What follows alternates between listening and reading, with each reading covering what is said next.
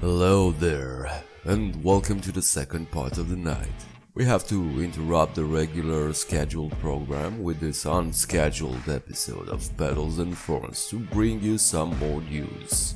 Following the complete fiasco that was last night's Elysium, the urgent meeting called by Prince Marie-Claire came as anything but a surprise, so we here at KKBN prepared for this and had our correspondent, the multi-talented Skidmark, participate as well and give us the scoop.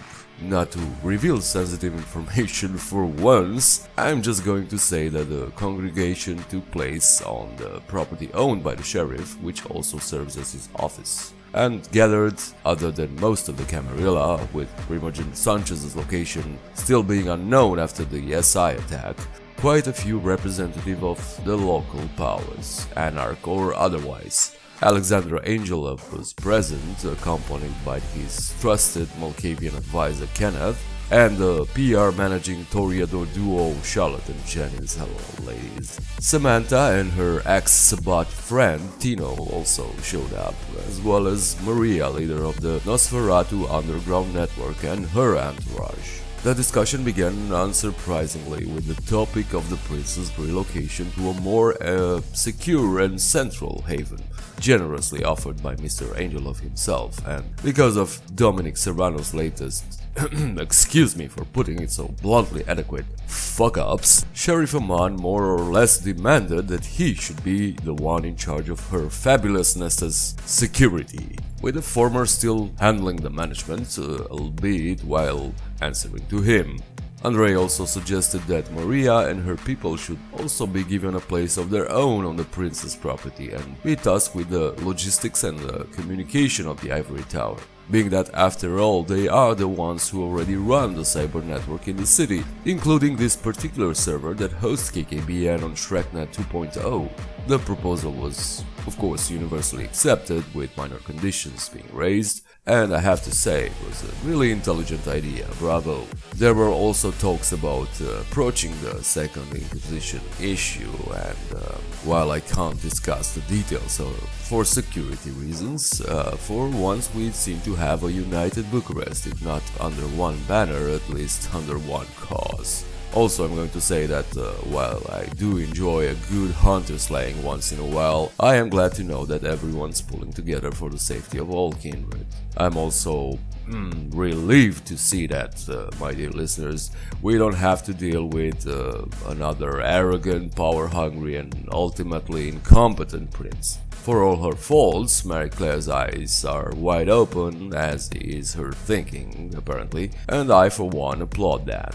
Alexandra Angelov also made his bid for the position of Ventru Primogen, prompting the prince to inform everyone that another Ivory Tower group is on its way from Paris, as she herself recognized that it was a fool's errand to try and run this domain with just a skeleton crew. While the talks turned towards the political ambitions of the participants, Count Victor Horak, Sheriff's Hound, proposed that Mr. Angelov be at least considered for the position of Seneschal, while his own colleague Marius represent the Bruja, and likewise Sam be the face of the gangrel in the Camarilla. Lastly, and this amuses me to no end, Victor also suggested that I, the Deadly Rose, your nightly source of information and entertainment, proud agent of chaos, be given the title of Herald. Badumts. Victor, my dear Victor, while I am flattered by your confidence, I have no such aspirations or desires. And of course the prince knows this as well, so no one wondered when she shut this down immediately, especially since it is no secret that her girl toy, the gorgeous Yvonne Dubois, is pining for that office. As for the rest, everything is still up in the air, with Sam considering the possibility of becoming a political figure and Marius still needing the backing of his entire clan to claim the position of Primogen. The proceedings ended with everyone returning to their duties or pleasures and the sheriff dispatching his team for unknown purposes. But considering all the recent destruction and mayhem, I'd not be surprised if more fires pop up tonight throughout the city. Mind you, I do mean that in a good way, as the SI's open and exaggerated aggression should be answered.